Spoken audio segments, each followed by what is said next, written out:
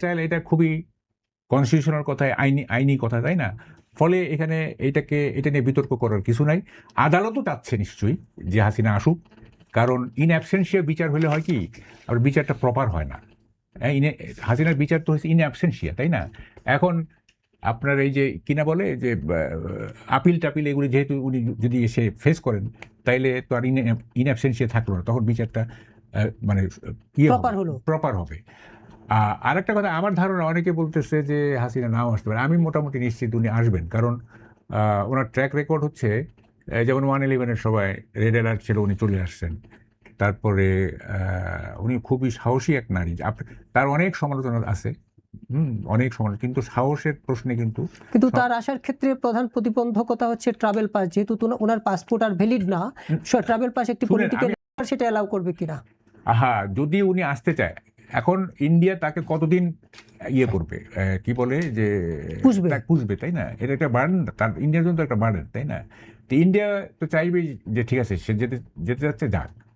এখন এইটার জন্য ফর্মালিটিস কি এটা আইনগত কি আছে না, যদি থেকে থাকে এগুলো সলভ হয়ে যাবে, দেখবেন আপনি সলভ হয়ে যাবে, কোনো কিছু আনসলভ থাকবে না, ঠিক আছে? সব দেখেন, আমরা তারেক রহমানকে নিয়ে অনেক কথা বলছি না, কিভাবে আসবে, ও মুক্ত নানা রকম আসছে না, তাই না? আসছে তো, আলটিমেটলি তো আসছে। যে সমস্ত নেগেটিভ ফ্যাক্টর ছিল ওগুলো রিজলভ হয়ে গেছে তো, একে সেটা তো একটা বিশেষ পরিস্থিতির মুখে সবকিছু সমাধান। এটাও তো বিশেষ পরিস্থিতি। কথাটা হচ্ছে যে এই ধরনের রাজনৈতিক প্রবলেমে যখন সমস্যা হয় এগুলো সলভ হয়ে যায়। তো আমরাও তো চাচ্ছি যে উনি ট্রায়াল ফেস করুন, আমরা তো এটা চাচ্ছি, এবং দেখি যে আসলে উনি দোষী না নিতে, আপিল হলে দেখা যাক কি হয় না হয়। ফলে এইটা সরকারও চাচ্ছে, কোর্টও নিশ্চয়ই চাচ্ছে, আমরাও চাচ্ছি আসুক, এসে ফেস করুক ট্রায়াল। হ্যাঁ, যদি আসার পরে যদি তাকে কেন্দ্র করে একটা ডিসঅর্ডার তৈরি হয়, সেইটা দেখা যাবে পরে। কিন্তু এখন উনি যেহেতু নিজে মুখে বলছেন যে আই উইল ফেস ট্রায়াল, তাই না? বলে সেটা করে না, সারা জীবন বলছে যে আমি মৃত্যুকে ভয় পাই না। শেখ হাসিনা মৃত্যুকে সবচেয়ে বেশি ভয় পাই, প্রমাণ করে দিয়েছেন। সবসময় বলতো আমি মৃত্যুকে ভয় পাই না, আমার 14 গোষ্ঠী মারা গেছে, আমি দেশ উদ্ধারের জন্য এসেছি, কিন্তু দেশটাকে ভালোভাবে উদ্ধার করেছেন। তারপরে পালিয়ে যাওয়া 2 দিন আগেও বলেছেন শেখ হাসিনা পালায় না, পালিয়ে গিয়েছেন। এখন এগুলো নেতাকর্মীদেরকে উজ্জীবিত করার জন্য, এবং যেসব বেশ কিছু নেতারা আছেন যারা শত শত কোটি টাকার মালিক, ওগুলোকে হালাল করার জন্য কথাবার্তা বলছেন। শেখ হাসিনার সে সৎসাহস নেই বাংলাদেশে এসে আপনার বিচারের মুখোমুখি হওয়ার জন্য। এবং আপনার 75 সালে 15ই আগস্টের পরে আওয়ামী লীগ যে অবস্থান ছিল, পিপিআর এর মাধ্যমে যদি আওয়ামী লীগকে পুনর্জীবন না করতো, তাহলে আওয়ামী লীগ নামক রাজনৈতিক দলটা নিশ্চিহ্ন হয়ে যেত। 81 সালে যদি জিয়াউর রহমান যদি শেখ হাসিনাকে আসতে না দিতেন, তাহলে আওয়ামী লীগটা নিশ্চিহ্ন হয়ে যেত আরও বেশি। পরবর্তীকালে এই বর্তমানে এই অবস্থা, এটা কোনো রাজনৈতিক দল না, এটা একটা ফ্যাসিবাদ ধারণ করার একটা রাজনৈতিক দল। এটা একটা আপনার ভারতে যেমন বিভিন্ন গুরু টুরুদের একটা অনুসারী আছে, ওই অনুসারী নির্ভর একটা রাজনৈতিক দল। জনগণের মধ্যে এখানে আওয়ামী লীগ যেটা করে, একদম আন্ডা বাচ্চাই তার বড় পর্যন্ত একই সুরে কথা বলে, একইভাবে কথা বলে। শেখ হাসিনা আসবেন, আওয়ামী লীগের নেতাকর্মীরা আসবেন, তাদের মধ্যে ন্যূনতম কোনো অনুশোচনা নাই। 17টা বছর দেশের মধ্যে নিষ্পেষণ নির্বাচন চালিয়েছেন, নির্বাচনটাকে ধ্বংস করে দিয়েছেন, কোটি কোটি টাকা করেছেন, মৃত্যুকে ভয় পান না, 14 গোষ্ঠীকে SSF দিয়ে নিরাপত্তা দিয়েছেন। তারপরে আপনার তাদের মধ্যে কার মধ্যে কোনো অনুশোচনা নাই, আসবেন হালুম হলুম, হ্যান কারেগা ত্যান কারেগা, আসতে দেন না। আমরা যদি চাই, আজ যদি হুকুম পাই, আগামী 6 মাসের মধ্যে যদি নির্মূল করে ফেলবো আওয়ামী লীগকে, এবং সেটা আমরা সেটার জন্য অপেক্ষা করছি। আওয়ামী লীগকে আমরা মনে করি যে আওয়ামী লীগকে আমরা যতটা ক্ষমা করেছি, অথবা কামাল ভাইয়ের ভাষায় যে সবাইকে নিয়ে চলার চেষ্টা করছি, আওয়ামী লীগ যদি সেটা বুঝতে না পারে, আওয়ামী লীগ সবগুলো পালিয়ে ফেসবুকে গিয়ে বিপ্লব ঘটাচ্ছে। আর এখানে যেগুলো আপনার ছাপোষা ওগুলো 2-4 দিনের একটু লাফালাফি করছে। এখানে শেখ হাসিনার ফিরে আসাটা একটা অলিক চিন্তা। শেখ হাসিনা এরকম একটা অনুকূল পরিবেশে 111-এর সাথে একটা নাটক করে ফিরে এসেছেন। এখানে তার শেখ হাসিনার ফিরে আসলে আন্তর্জাতিকভাবে সম্পর্কের অবনতি সহ আরম্ভ করে বাংলাদেশের রাজনীতিতে অনেক পরিবর্তন ঘটে যাবে। সুতরাং এখানে শেখ হাসিনা বলছেন, কারণ সবচেয়ে বড় কথা হলো যে শেখ হাসিনা ব্যক্তিগতভাবে মানুষের মধ্যে পড়ে না, সে একটা সাইকোপ্যাথ, কমপ্লিট একটা মানসিক একজন মহিলা, দেশটাকে ধ্বংস করে দিয়ে গেছেন। আসলে তো ভালো কথা, ইনশাল্লাহ আমরা তো সবাই তার ফাঁসির জন্য অপেক্ষা করছি। আর যদি আবার এটা শব্দভঙ্গ হয়, এটা শব্দভঙ্গ হিসেবে পরিণত থাকবে। এত সহজ হবে না শেখ হাসিনার ডিসেম্বরে আসা। এই মুহূর্তে বিএনপির উপর গত 17 বছর যে নিষ্পেষণ চালিয়েছেন, আমরা তারেক রহমানের অনুসারী বলে, আমরা লিবারাল ডেমোক্রেট বলে আমরা এগুলোকে ক্ষমা সুন্দর আমরা দৃষ্টিতে একেবারে দেখছি। আলোচনা শেষ কিন্তু পর্যায়ে আমরা আসছি। আমাদের এই ক্ষমা কোনো দুর্বলতার লক্ষণ জনাব নয়। মুজিবুর রহমান বুজ্জু, আওয়ামী লীগকে 6 মাসের মধ্যে নির্মূল করে দেওয়া সম্ভব কিনা, কিংবা আওয়ামী লীগের শেখ হাসিনা মানসিকভাবে ভারসাম্যহীন কিনা, আপনার একটু মন্তব্য শুনতে আওয়ামী চাই। লীগকে দেখেন, কোনো রাজনৈতিক দলকে কেউ নির্মূল করতে পারে না, কিন্তু সে নিজে নিজে নির্মূল হয়ে যায়। আওয়ামী লীগ নিজে নিজেই তার নির্মূলের পথে চলে গেছে, চলে গেছে। আমি যেটা মনে করি সেটা হচ্ছে আদর্শিকভাবে। এখন দৈহিকভাবে তো একটা মানুষ নির্মূল হয় না সহজে, এটা সময় লাগে, হিলিং লাগে। দেখেন, মাহবুব কামলা বললেন যে শেখ হাসিনা কি করতে পারতেন, ফলে উনি সুবোধ বালিকার মতো উনি চলে গেছেন। 21টা ব্যাকশো প্যাটারা নিয়ে, যেখানে একটা ব্লেডও ছিল না মাহবুব কামলার মতে, 21টা ব্যাকশো প্যাটারা নিয়ে আমরা দেখলাম যে উনি হেলিকপ্টারে আবার প্লেনে উঠে যাচ্ছেন। তাহলে এখন কি সুবোধ বালিকার মতো উনি আসছেন কেন? নিশ্চয়ই এখন তাকে আবার একই রকম কি উনি প্রেসক্রিপশনে আসছেন? তাহলে শেখ হাসিনা যদি প্রেসক্রাইব হইতে যেয়ে থাকেন, তাহলে বোঝা যাচ্ছে যে প্রেসক্রিপশনের একটা পার্ট ছিল যে, যেহেতু চুপ্পু সাহেব রাষ্ট্রপতিও রয়ে গেছেন শেখ হাসিনার মানে নিয়োগকৃত রাষ্ট্র, আমাদের সাথে বিএনপির যত দূরত্ব, যত সংঘাত থাকুক, এনসিপির সাথে যত বিসম্বাদ থাকুক, যখনই আওয়ামী লীগ প্রসঙ্গ আসে আপনি দেখবেন জামাত, বিএনপি, এনসিপি সব এক কাতারে দাঁড়ায়। এক কাতারে চলে যায়। এবং 32 হামলা করার সময় আপনি দেখবেন সব এক কাতারে। আওয়ামী লীগ লোকের মানে বিএনপি অনেক ভালো ভালো কথা বলেছিল যে তারা আওয়ামী লীগ নিষিদ্ধ হোক চায় না, কিন্তু আমি দেখেছি মানে কোথাও ছাত্রলীগের, এই যে আজকে দেখলেন তো উনি নিজেই বললেন যে নির্মূল করতে আমাদের 6 মাস লাগবে। অর্থাৎ আওয়ামী লীগ আসলে কিন্তু সব নির্মূল করতে ওনাদের মানে অসুবিধা নেই। আমি যেটা বলছি, শেখ হাসিনার মাহবুব কামাল ভাই যতটুকু সাহস আছে, শেখ হাসিনার তার 100 ভাগের 1 ভাগ সাহসও নাই। কারণ মাহবুব কামাল ভাই এখনো এখানে দাঁড়ায় কিন্তু নাই, কে কোথায় আছে একদম পালাইয়াই আছে। আপনি এদেরকে নানা সময় মাঝে মাঝে চুপে চাপে বিভিন্ন জায়গায়, ওই যে শামীম ওসমানকে দেখলাম সেদিন কোনো একটা জায়গায়, এইভাবে দেখতে পাবেন। এটা হচ্ছে পলায়ন লীগ। দ্বিতীয় একটা হচ্ছে সমঝোতা লীগ। এরা দেশের মধ্যে নানা সমঝোতার, আত্মীয় স্বজন, বড়দের পয়সা দিয়ে, কখনো বিএনপিকে পয়সা দিয়ে, ছাত্রদল যুবদলকে ম্যানেজ করে, জামাতকে ম্যানেজ করে, এনসিপিকে ম্যানেজ করে, এরা কোনো না কোনোভাবে আছে। আরেক পক্ষ হচ্ছে যারা আওয়ামী পন্থী হিসেবে চিহ্নিত, কিন্তু আওয়ামী লীগের সময় এত কিছু ভাগ বাটোয়ারা পায় না, এদের প্রতি মানুষের এত ক্ষোভ নাই, তারা হয়তো এখন আওয়ামী লীগের পক্ষে কিছু কথাবার্তা বলতেছে। এই হলো 3 ভাগে ভাগ হয়ে গেছে। ধন্যবাদ আপনাকে। সেই আওয়ামী লীগ বাংলাদেশের রাজনীতিতে পুনর্বাসিত হওয়ার রাস্তাটা, আমি কিন্তু হাসিনাকে ট্রাভেল পাস দেওয়ার পক্ষে, কারণ আমরা তো হাসিনাকে ফিরিয়ে আনতে চাচ্ছি। সরকারি চিঠি দিয়েছে, সরকার ট্রাভেল পাস দিবে না কেন? সরকার নিজেই বলতেছে আমাদের আসামি, খুনের আসামি, ফাঁসির আসামি ফেরত দাও। সুতরাং হাসিনা তো বন্দি প্রত্যর্পণ হিসেবে আসবে, এটা আপনাকে মনে রাখতে হবে। শেখ হাসিনা এখন ফিরবে হচ্ছে বন্দি হিসাবে, বন্দি প্রত্যর্পণ চুক্তি দেশে থাকা যেত না, বুঝছেন? স্লোগানের ঠেলায় মানে কান ঝালাপালা হয়ে যেত স্লোগানের ঠেলায়। হ্যাঁ, কিন্তু কিছুই না, কেউ কোনো কথাই বলতেছে না। বামপন্থীরা, হ্যাঁ, এরা জোনায়েদ সাকির মতো লোক, তারপরে আরো যারা আছে তার জোনায়েদ সাকি পর্যন্ত ওখানে গিয়ে উপস্থিত। আর তুমি ভাবা ওই জায়গায় যায়ও না, মার্কিন সাম্রাজ্যবাদ নিপাত যাক স্লোগান দেওয়ার দরকার নাই, কিন্তু ওখানে যায়ও না, ওখানে গিয়ে বসে আছে। হ্যাঁ, এবং সব বিপ্লবী চুপ। এই যে 5ই আগস্টের পরে যেসব 5ই আগস্টে যেসব বিপ্লবী অংশ নিচ্ছে, কই এনসিপি, কই জামাত, কোথায় এই আপনার বামপন্থীরা, কোথায় জামাতের আমির তো অনুষ্ঠানে ছিলেন? বললাম তো সব বিপ্লবী চুপ। হ্যাঁ, এতদিন মানে আমরা তো ধরেন যে সারা জীবন স্লোগান দিচ্ছি মার্কিন সাম্রাজ্যবাদ নিপাত যাক, হ্যাঁ, সারা জীবন। হঠাৎ করে আমেরিকা হয়ে গেল আপনার আমাদের পরম বন্ধু। হ্যাঁ, এবং আমরা বুঝতেছি না। দেখেন, এইটা আমি 2-1 জায়গায় বলছিও, এই যারা মনে করতেছি না যে আমেরিকা আমাদের বন্ধু ইত্যাদি, কিসিঞ্জারের একটা কথা আছে। কিসিঞ্জারের, আপনি জানেন তো কিসিঞ্জার কে? He is one of the most celebrity diplomats in the history of diplomacy. কিসিঞ্জারের একটা কথা, তার একটা 3 খণ্ডের একটা মেমোয়ার্স আছে, ওখানে বলতেছে যে আমেরিকার শত্রু হওয়া বিপজ্জনক, আমেরিকার বন্ধু হওয়া ফ্যাটাল, প্রাণঘাতী। শত্রু হলে যেমন ধরো ইরানের যুদ্ধ, না, বোমা টোমা মারতেছে, ইরান কিন্তু এক্সিস্ট করতেছে, ইরান ধ্বংস হচ্ছে না, কিন্তু ফ্যাটাল না, কিন্তু এটা বোমা মারতেছে, আবার সিজফায়ার হচ্ছে, আবার হচ্ছে ইত্যাদি। Iran is existing. বন্ধু হলে হবে কি জানেন? নিংড়ে শেষ করে দিবে।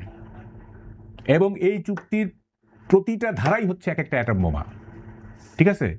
ফলে এই যে আমরা বলতেছি বন্ধু, হ্যাঁ, বন্ধু, এবং এই বন্ধুত্ব যে কি সেইটা আস্তে আস্তে টের পাবেন। আস্তে আস্তে কিসিঞ্জার মিথ্যা হইতে পারে না, ওই যোগ্যতা আমাদের নাই তাকে নিয়ে ভুল প্রমাণ করা। হ্যাঁ, উনি মনে করেন কিনা যে আমেরিকা যদি কারো বন্ধু হয় তাকে নিংড়ে শেষ করে দিবে? আমরা কি সেই ফাঁদে পা দিলাম? দেখুন, আমাকে শেষ করে দিলেন না, আমি আপনার কাছে আবার ফিরছি। দেখুন, আমেরিকা আমাদের জন্য অত্যন্ত, বিশেষ করে বাংলাদেশে এই মুহূর্তে অর্থনীতির ভিত দাঁড়িয়ে আছে রেমিটেন্সের উপর। সে আমেরিকা হলো যে আমরা সবচেয়ে বেশি রেমিটেন্স আমাদের আমেরিকা থেকে আসে।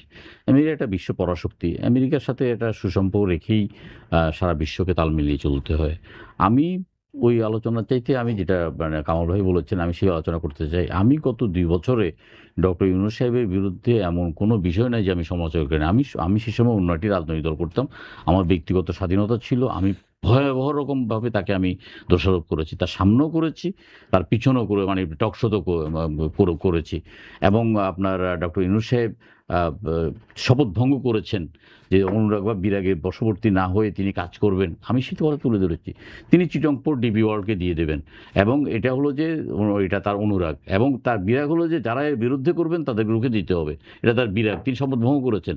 তিনি দেশটাকে আসলে একটা অস্থিতিশীল অবস্থায় এনে দিয়ে দিয়েছেন। শেষের দিকে উনি যেসব কাজ করে গেছেন এগুলো উত্তরাধিকার সূত্রে আমাদেরকে বহন করতে হবে। আমরা যেহেতু এখন রাষ্ট্র পরিচালনা করছি, রাষ্ট্র পরিচালনা করতে গিয়ে অনেক স্পর্শকাতর অনেক বিষয়গুলো আছে। এইসব বিষয়কে মাথায় নিয়ে আমাদের একমাত্র স্লোগান হলো সবার আগে বাংলাদেশ। আমরা সবার আগে বাংলাদেশটাকে ধারণ করতে গিয়ে আমরা আমাদের সেইভাবে রাষ্ট্র পরিচালনা করব। আমি এই মুহূর্তে ক্ষমতাসীন দলের একজন এমপি হিসাবে আমি কোনো রাষ্ট্রের সেইভাবে আমি সমালোচনা না করে আমি বলতে চাই যে যাতে করে আমাদের দেশের স্বার্থ রক্ষা করা হবে সেইভাবে আমাদের চলতে হবে। আমরা এই যে আদানির সাথে যে আমরা আপনার বিদ্যুৎ চুক্তি করেছি, পরবর্তীকালে দেখা গিয়েছে যে আমরা সেখানে ক্যাপাসিটি ট্যাক্সের নাম দিয়ে আমরা পুরো একটা অসম একটা চুক্তি করেছি।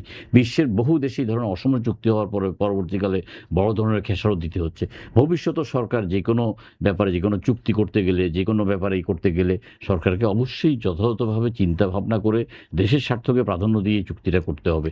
সেখানে আমেরিকাকে আমরা ধরেন এই মুহূর্তে আমাদের সেই বাল্যকাল স্লোগান আমেরিকান সাম্রাজ্যবাদ দীপার যাক, আমরা ওই স্লোগান থেকে সরে এসে আমরা চাই যে আমরা সবাইকে নিয়ে কাজ চালাতে। ইতিমধ্যে আপনি দেখেছেন জনাব তারেক রহমান সাহেব অত্যন্ত দক্ষতার সাথে তিনি নিজেই স্বীকার করেছেন অনেক স্পর্শকাতর বিষয় জড়িয়ে আছে, কিন্তু উনি অত্যন্ত দক্ষতার সাথে নির্বাচনটা কিন্তু আদায় করতে পেরেছেন। এই নির্বাচন কিন্তু অনেকেই মনে করেন যে ডক্টর ইউনূস সাহেব নির্বাচন দিয়ে সরে গেছেন। না, নির্বাচন দেননি ডক্টর ইউনূস সাহেব। ডক্টর ইউনূস সাহেবের প্রত্যেকটা উপদেষ্টা আমাদেরকে 5 বছরের মতো দেখতে চাই বলে মানে মুখে ফেনা তুলে দিয়েছে। আমাদেরকে ঐক্যমত্য কমিশনে বন্দী রেখে বিভিন্ন রকমের আমাদের আপনার এই যে আমাদেরকে আপনার ঐক্যমত্য কমিশনে আবদ্ধ রেখে বহু রকমের চক্রান্ত চলেছে। সেখানে নির্বাচনটা হয়েছে বাংলাদেশ সেনাবাহিনীর দৃঢ়তা। বাংলাদেশ সেনাবাহিনী চেয়েছে 18 মাসের মধ্যে একটা নির্বাচিত সরকার, আন্তর্জাতিকভাবে চেয়েছে, বাংলাদেশ জাতীয় দল চেয়েছে। আজকে মঞ্জু ভাই এখানে আছে। মঞ্জু ভাই আমি বলতে শুনেছি যে বিএনপি যে সামর্থ্য ছিল সেই সামর্থ্য অনুযায়ী বিএনপি 3 মাসের মধ্যে নির্বাচন আদায় করতে পারতো। বাধ্য ডক্টর সাহেব 3 মাসের মধ্যে নির্বাচন দিত। তাই বিএনপি সেদিন জনগণের রায় প্রতি শ্রদ্ধা করে একটা সংস্কার, মানুষের মনোজগতের একটা সংস্কার, কিছুটা সময় দেওয়া ইত্যাদি ব্যাপার নিয়ে যে হাইপ তোলা হয়েছে আপনাদের বিভিন্ন মিডিয়া, বিভিন্ন পেশাজীবী, বিভিন্ন পেইড আপনার লোকজন, সেইটাকে আমরা মানে শ্রদ্ধা জানিয়ে তারপর আমরা এক ব্যাপারে অনড় ছিলাম যে নির্বাচন ডিসেম্বরের মাধ্যমে হতে হবে। কিন্তু তিনি একলাপে চলে গিয়েছিলেন, এপ্রিল থেকে চলে যেতেন আবার ডিসেম্বর। আমরা সেখান থেকে মোটামুটি 12 তারিখে নির্বাচনটা আমরা আদায় করতে পেরেছি। একটা গণতান্ত্রিক সরকার প্রতিষ্ঠিত হয়েছে। আমরা সংসদে কথা বলতে পারছি। গত 17 বছর ঘুমাতে পারি নাই আপনার স্বৈরাচারের আতঙ্কে, আর এখন ঘুমাতে পারছি না জনগণকে দেওয়া প্রতিশ্রুতি বাস্তবায়ন করার জন্য। সুতরাং আমরা তো জেগে আছি, কাজ করছি, এবং এটাই আমাদের সবচেয়ে বড় অ্যাচিভমেন্ট, যেটা নির্বাচিত সরকার এখন রাষ্ট্র পরিচালনা করছে। জনাব মুজিবুর রহমান মঞ্জু, আপনার কাছে আসতে চাই। এই মুহূর্তে সবচেয়ে বেশি দক্ষিণ এশিয়াতে আলোচনা যে শেখ হাসিনা আন্তর্জাতিক গণমাধ্যম রয়টার্সকে একটি সাক্ষাৎকার দিয়েছেন। সেই সাক্ষাৎকারে ডিসেম্বরে আওয়ামী লীগের নেতাদের সহ তিনি বাংলাদেশে ফিরে আত্মসমর্পণ করতে চান, বিচারের মুখোমুখি হতে চান, এই কথা তিনি বলেছেন। তার বিরুদ্ধে ইতিমধ্যে সারা দেশে 663টি মামলা রয়েছে। এর মধ্যে হত্যা মামলার সংখ্যা 453টি। তাকে ফিরতে হলে ট্রাভেল পাস গ্রহণ করতে হবে, সেটি একটি রাজনৈতিক ইস্যু। আসলেই তিনি ফিরতে পারবেন কিনা বাংলাদেশে, আপনি কিভাবে দেখেন তার এই বক্তব্য? এটা তো খুবই শুভ সংবাদ। শেখ হাসিনার শুভবুদ্ধির উদয় হয়েছে। আমি বলছি ডিসেম্বরে কেন, উনি কালকেই কেন আসছেন না?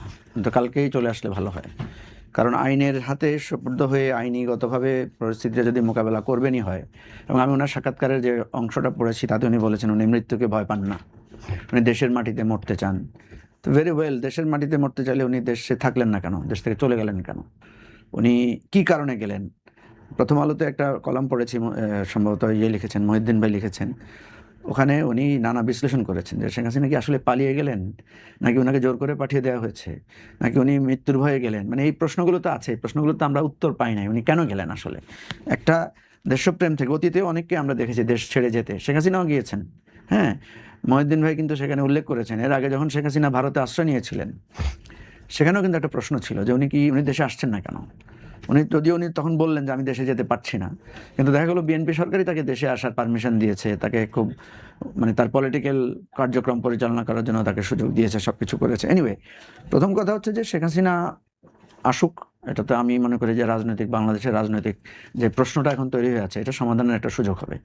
কিন্তু ওনাকে তো কেউ বিশ্বাস করে না, ঠিক আছে? মানে ওনার কোনো কথা, ওনার আগের কথা পরের কথা কোনটা ঠিক সেটাই বিশ্বাস করে না। তবে আমি এবারে বিশ্বাস করি যে ওনার যেহেতু বয়স হয়ে গেছে, হয়তো ওনার মধ্যে একটা মানুষ হয় না, মানুষ বদলায় না, মানুষের বয়সের কারণে বদলায়। বহু লোককে আমি দেখেছি হজে গিয়ে মানুষ বদলে গেছে, বহু লোককে আমি দেখেছি ছেলে মারা যাওয়ার পরে মেয়ে মারা যাওয়ার পরে মানুষ বদলে গেছে।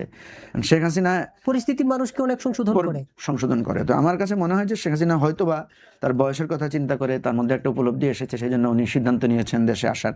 তো আমি এটাকে সাধুবাদ জানাই, এবং আমি মনে করি আইনের শাসন প্রতিষ্ঠার জন্য এটা একটা পলিটিক্যাল আইনি জায়গায় যেতে হবে। আমি মাহবুব কামাল ভাইয়ের একটা কথার অর্থটা আমার কাছে একটু ভিন্ন লাগছে। উনি বলছেন যে ভারতের কিছু হলে এখন অনেক কিছু হয়ে যেত, বাট আমেরিকার সাথে চুক্তি হতে কিছুই হচ্ছে না।